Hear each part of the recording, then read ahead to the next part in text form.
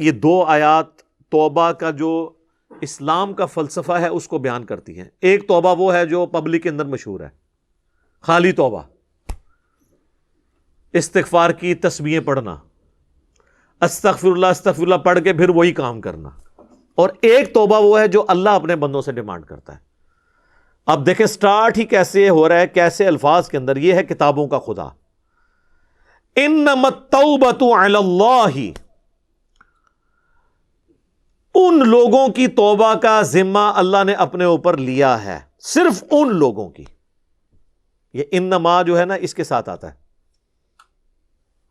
للذین یعملون السوء بجہالۃ، وہ لوگ جو جہالت کے اندر گناہ کر بیٹھے، اگنورنس کے اندر، بھول چونک ہو جائے، اگرچہ انہیں پتہ بھی تھا گناہ ہے، سرکشی نہیں تھی، بس نفس سے مغلوب ہو کے کر لیا. ثم یتوبون من قریب، اس کے بعد فوراً ہی توبہ کر لیں. یعنی ان کو فوراً پتہ چل جائے کہ یار یہ غلط ہو گیا کام. فَأُولَئِكَ يَتُوبُ اللَّهُ عَلَيْهِمْ، تو ایسوں کی توبہ اللہ تعالیٰ کے ذمہ کرم کے اوپر ہے. اللہ تعالیٰ ان کی طرف توبہ فرماتا ہے. اچھا، بندہ بھی توبہ کرتا ہے اور اللہ بھی توبہ کرتا ہے. توبہ کہتے ہیں رجوع لانے کو. تو جو کوئی بندہ توبہ کرتا ہے تو بندے کی توبہ کیا ہے کہ گناہ کرنے کے بعد اللہ کی طرف رجوع لانا. اور اللہ کا توبہ کرنا یہ ہے کہ اللہ تعالیٰ بھی جو ناراض ہوا ہوتا ہے نا، دوبارہ سے اپنے بندے کے اوپر نظر شفقت فرما کے اس کی طرف رجوع لا کے راضی ہو جاتا ہے. التواب اللہ کا نام ہے. اللہ بھی توبہ فرماتا ہے، لیکن وہ یہ والی توبہ نہیں ہے. ہماری توبہ ہے جرم کے بعد معافی کے لیے دعا کرنا، اور اللہ کا یہ ہے کہ مجرم کی اس معافی کو ایکسپٹ کر کے دوبارہ سے اللہ بندے کی طرف رجوع لاتا ہے، یعنی دوبارہ اس کے لیے رحمت کا دروازہ کھول دیتا ہے. الحمدللہ. وَكَانَ اللَّهُ عَلِيمًا حَكِيمًا، اور اللہ تعالی بڑے سب کچھ جاننے والا اور بڑی حکمت والا ہے. جانتا ہے پھر بھی گناہوں سے پردہ پوشی فرماتا ہے. اور حکمت یہ ہے کہ چاہے تو دنیا میں پکڑ سکتا ہے، لیکن حکمت یہ ڈھیل دیتا ہے کہ شاید میرا بندہ پلٹ آئے میری طرف. یعنی اللہ تعالیٰ کوئی فنیٹک تو نہیں ہے نعوذ باللہ کہ وہ زبردستی سزا دے کے اسے خوشی محسوس ہوگی، ایسا نہیں ہے. تو توبہ کا فلسفہ آ گیا کہ جو گناہ کرنے کے بعد فوراً توبہ کر لیں، اور صرف توبہ نہیں اپنی اصلاح بھی کر لیں، ان کی توبہ قبول ہوگی. تو باقی خالی توبہ تو جتنی مرضی کرتے رہیں تو اس کا تو کوئی فائدہ نہیں ہے. لیکن توبہ کا دروازہ کھلا ہے. وہ جامعہ ترمذی میں حدیث ہے کہ موت کے غرغرے سے پہلے پہلے، یعنی نزع کا عالم شروع ہونے سے پہلے پہلے توبہ قبول ہے. نزع کا عالم شروع ہو جائے یا موت سامنے آ جائے پھر توبہ قبول نہیں. وہ سورہ یونس میں آیا کہ جب فرعون نے بھی توبہ کر لی تھی، اس وقت جب وہ غرق ہونے لگا تو اللہ تعالیٰ نے وہ واقعہ نقل کیا ہے کہ غرق ہونے لگا تو وہ کہنے لگا کہ میں بنو اسرائیل کے رب کے اوپر ایمان لے کر آتا ہوں، موسیٰ اور ہارون کے رب پہ. تو اللہ نے کیا فرمایا؟ آن، اب لایا ایمان، اب بات مانی، اب کوئی فائدہ نہیں. دیکھ کے تو سب نے مان لینا ہے. تو موت کے غرغرے سے پہلے پہلے توبہ قبول ہے. لیکن ظاہر توبہ وہی کرے گا جسے ٹینشن ہوگی کہ مجھ سے غلط کام ہو گیا. صحیح مسلم میں حدیث ہے، عبداللہ ابن مسعود کہتے ہیں کہ نبی صلی اللہ علیہ وآلہ وسلم نے فرمایا کہ لیے منافق کے لیے گناہ اس طرح ہے گویا ایک مکھی بیٹھی تھی اس نے یوں اڑا دی، اور مومن کے لیے چھوٹا سا گناہ بھی ایسا ہے گویا اس کے سر پہ پہاڑ رکھا ہوا ہے اور وہ ٹینشن لیتا ہے اس کی، اللہ کی طرف رجوع لاتا ہے. یہ مومن اور منافق کا فرق ہے. ہاں رجوع لے آئیں گے، وہ تو سورۃ الفرقان کی آیت نمبر 70 میں یہاں تک آیا کہ اس کائنات کا سب سے بڑا گناہ جو شرک ہے، وہ بھی اگر کوئی معافی مانگ لے اپنی زندگی میں تو اللہ تعالیٰ صرف معاف نہیں کرے گا، اس کے گناہوں کو بھی نیکیوں سے بدل دے گا. سبحان اللہ وبحمدہ، سبحان اللہ العظیم، عدد خلقہ ورضا نفسہ وزنۃ عرشہ ومداد کلماتہ. یہ اللہ کی رحمت ہے جی. تو توبہ اس میں شرط ہے. اور یہ بات بھی یاد رکھیے گا، گناہ کبیرہ جو ہے نا یہ صرف توبہ سے ہی معاف ہوتے ہیں. چھوٹے موٹے گناہ جو ہیں وہ نیک اعمال سے خود بخود معاف ہو جاتے ہیں. صحیح مسلم میں حدیث ہے کہ اگر بڑے بڑے گناہوں سے بچا جائے تو ایک نماز سے دوسری نماز، ایک جمعے سے دوسرا جمعہ، اور ایک رمضان سے دوسرا رمضان درمیان کے سارے گناہوں کا کفارہ بن جائیں گے اگر بڑے گناہوں سے بچا جائے. لیکن یہ ہماری بدقسمتی ہے کہ جتنے گناہ ہمیں پتہ ہیں وہ ہے ہی سارے بڑے ہیں، وہ معاف نہیں ہوں گے نماز پڑھنے سے جب تک توبہ نہیں کریں گے. اور توبہ کیا ہے؟ سمپل، اس غلطی کے اوپر شرمندگی اور اللہ کے حضور اس کی معافی کا طلبگار ہونا اور مستقبل میں اپنے آپ کو سدھار لینا. پھر غلطی ہو جائے پھر رجوع لیں. یہ معاملہ جو ہے وہ جاری رہے. آہستہ آہستہ انسان کو اللہ تعالیٰ توفیق دے دیتا ہے جب کہ وہ خود کوشش کرے. کوشش نہیں کرے گا تو سر وقت کا پیغمبر بھی آپ کے لیے کچھ نہیں کر سکتا. اگر آپ سوئے ہوئے ہیں نا پھر ہی آپ کو جگایا جا سکتا ہے. اگر آپ آنکھیں بند کر کے لیٹے ہیں نا سر پھر آپ کو کوئی نہیں اٹھا سکتا، کیونکہ آپ تو پہلے ہی جاگے ہوئے ہیں، آپ جان بوجھ کے کر رہے ہیں. تو اس میں اگر بڑے گناہوں سے بچا جائے تو وہ تو مسلم شریف میں ہی حدیث ہے 246 کہ بندے کے کفر اور اسلام، شرک اور ایمان کے درمیان فرق نماز ہے. نماز چھوڑنا خود اتنا بڑا گناہ ہے کہ ایک جمعہ پڑھا اور دوسرا جمعہ پڑھا، یہ نہیں کہ درمیان کی نمازیں بھی ساری معاف ہو گئی. نہیں، نماز جب چھوڑ دی تو وہ تو خود کبیرہ گناہ ہے. اس سے بڑا کبیرہ گناہ کون سا ہے؟ چھوٹے گناہ جو ہے نا وہ کبھی بائی چانس بدنگاہی ہو گئی، یہ چھوٹے گناہوں میں آتا ہے. بائی چانس، زبردستی نہیں. اور مولا علی کی حدیث ہے صحیح مسلم میں کہ مولا علی کہتے ہیں میں نے خود اللہ کے نبی سے یہ بات سنی تھی کہ میرے رب نے مجھے حکم دیا ہے اچانک پڑ جانے والی نگاہ کے اوپر کہ میں فوراً اسے ہٹا لوں، جس میں اکثر کہتے ہیں پہلی نگاہ معاف ہے. پہلی نگاہ کا یہ مطلب نہیں کہ پہلی نگاہ میں چھوڑ کے آنا ہے کہ پلک جھپکنے سے پہلے، نہیں. پہلی نگاہ کا مطلب ہے کہ جو اچانک ایک پتہ چلا بس وہ، اور اس کے لیے دیکھنا بھی شرط نہیں کہ بندہ کہ جی میں پہلی کرتا ہوں پھر چھوڑتا ہوں، نہیں. جب پتہ چل گیا تو پہلی نگاہ ہو گئی. یہ تو ایک محاورتاً بات کی جاتی ہے نا. تو نگاہوں کی حفاظت کرنا اس حوالے سے ضروری ہے.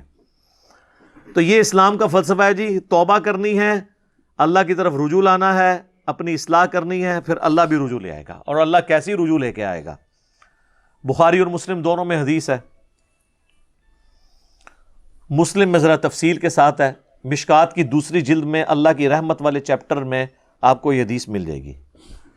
نبی الاسلام نے اسے مثال کے ساتھ بیان کیا. بخاری میں بھی ہے، مسلم میں ذرا زیادہ تفصیل کے ساتھ ہے کہ جو شخص اللہ کی طرف گناہ کے بعد توبہ کرتا ہے تو اللہ تعالیٰ کو اس کے توبہ کرنے سے اور اپنی اصلاح کرنے سے کیا خوشی ہوتی ہے. اس کو نبی الاسلام نے ایک مثال سے بیان فرمایا. آپ صلی اللہ علیہ وآلہ وسلم نے فرمایا کوئی تم میں سے ایسا شخص ہو جو کسی ریگستانی سفر پر ہو اور اس کا سارا ساز و سامان اس کے اونٹ پہ لدا ہو، اور ریگستان میں تو آپ کو پتہ ہے کئی ہفتے تک نہ پانی نہ کھانے کی کوئی چیز ملتی ہے. وہ اسی سامان کے اوپر آپ کی زندگی ڈیپینڈنٹ ہوتی ہے، اور وہ کہیں تھوڑی دیر کے لیے آرام کرے اور اسی دوران اس کا اونٹ وہاں سے غائب ہو جائے. اس کی آنکھ لگی اور اونٹ غائب ہو گیا. اب وہ بیٹھ کے اپنی موت کا انتظار کرنا شروع کر دے، کیونکہ پیدل بھی چلے گا تو اتنے دور نکل چکا ہے کہ وہ پانی تک پہنچ نہیں سکتا.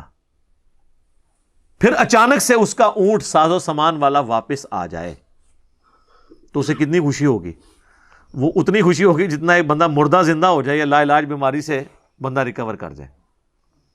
تو نبی الاسلام نے فرمایا اس کو اتنی خوشی ہو کہ اس کی زبان اس خوشی میں لڑکھڑا جائے، من شدت الفرح، خوشی کی شدت کی وجہ سے. اور کہنا تو اس نے یہ ہو کہ اے اللہ میں تیرا بندہ تو میرا رب. زبان سے اس کے نکل جائے کہ اے اللہ تو میرا بندہ اور میں تیرا رب. لیکن آگے الفاظ ہے من شدت الفرح، خوشی کی شدت کی وجہ سے. تو اس سے زیادہ خوشی اللہ تعالیٰ کو ہوتی ہے اس بندے پر جتنی اس اونٹ ملنے والے کو ہوگی کہ جب کوئی شخص اللہ کی طرف گناہ کے بعد توبہ کرتا ہے. سبحان اللہ. بعض لوگوں نے اسے مس یوز بھی کیا اپنے بابوں کے چشتی رسول اللہ، اشرف علی رسول اللہ کو بچانے کے لیے. وہ تو میرے بھائی چشتی رسول اللہ، اشرف علی رسول اللہ تو پورے ہوش و حواس میں پڑھایا گیا اور آج تک چھپ رہا ہے. ہاں یہ نہیں ہے. اور وہ کہتے ہیں مسلم شریف میں یہ حدیث موجود ہے، یہ ثبوت ہے کہ اگر کوئی کلمات کفر کہہ دے خوشی میں تو اس کے اوپر گرفت نہیں ہوتی ہے. تو ہم کہتے ہیں چلے آپ نے شکر ہے مان تو لیا، یہ کفر کروایا ہے انہوں نے. پہلی یہ تو بات یہ آپ مانتے ہی نہیں تھے کئی تو یہ تعویل کرتے تھے چشتی رسول اللہ کا مطلب یہ ہے کہ وہ جو ہے نا وہ پیر جو ہے نا وہ متبع سنت ہے. اشرف تھانوی رسول اللہ کا مطلب ہے کہ وہ پیر متبع سنت ہے. چلے اب تو اتنا تو آپ طے کیا کہ یہ کفر ہے. اب اگلی بات یہ ہے کہ یہ کفر جو لوگ ابھی تک چھاپ رہے ہیں اور من شدت الفراء میں تو اس کی زبان لڑکھڑائی ہے. ان کی تو زبان نہیں لڑکھڑائی, انہوں نے کہا بیٹا پڑھ, اور دوسرے نے کہا کہ بیٹا کوئی پریشانی کی بات نہیں, اس میں تسلی ہے کہ جس پیر کا تو کلمہ پڑھ رہا ہے وہ متبع سنت ہے. چلو زبان تو اس کی لڑکھڑائی تھی, جس ابا جی نے اس کی تفسیر بیان کی ہے اس کی زبان تو نہیں لڑکھڑائی. بابوں کو بچانے کے لیے کیا کچھ کرتے ہیں. تو میں آخری حل ان کا یہی کرتا ہوں, ان کو کہا کریں آپ کہ اللہ کرے تمہاری آخرت میں تمہارے ساتھ وہی کچھ ہو جو ان کے ساتھ ہونا ہے. اتنا کوئی اعتماد نہیں رکھتا. یزیدی نے میں انہوں نے کہنا تسی کو ساڈے نال وہی ہوئے جو یزید نال ہونا ہے. تانوں یہ جنتی لگتا ہے نا, اسی کہنے ساڈا اشر حسین نال ہوئے علیہ السلام, آمین. ٹھیک ہے نا جی, تو پھر پتہ چل جائے گا آپ کا کانفیڈنس لیول کیا ہے. تو وہ اس حدیث کا سہارا لے رہے ہوتے ہیں, وہ من شدت الفرح, وہ کہتے ہیں جی اس میں بھی آیا شدت کی وجہ سے.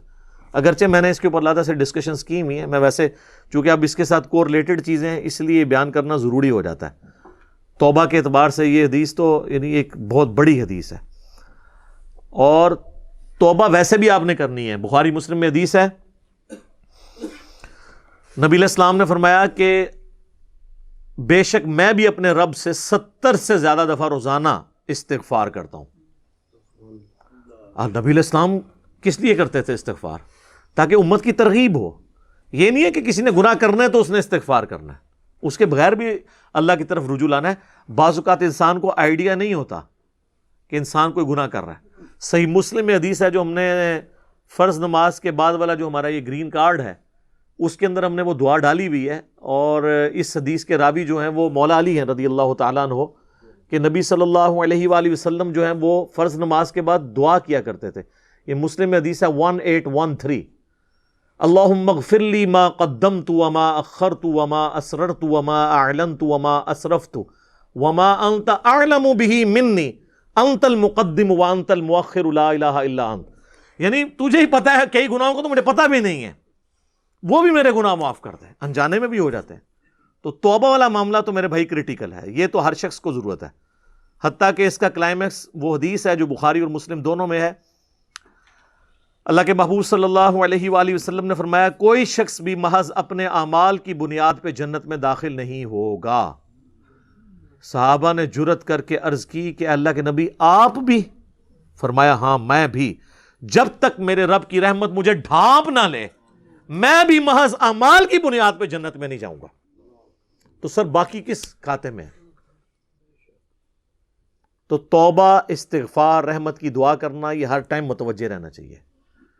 صحیح مسلم میں حدیث ہے کہ جب انسان زنا کرتا ہے تو اس وقت وہ مؤمن نہیں ہوتا, جب وہ چوری کرتا ہے وہ اس وقت مؤمن نہیں ہوتا.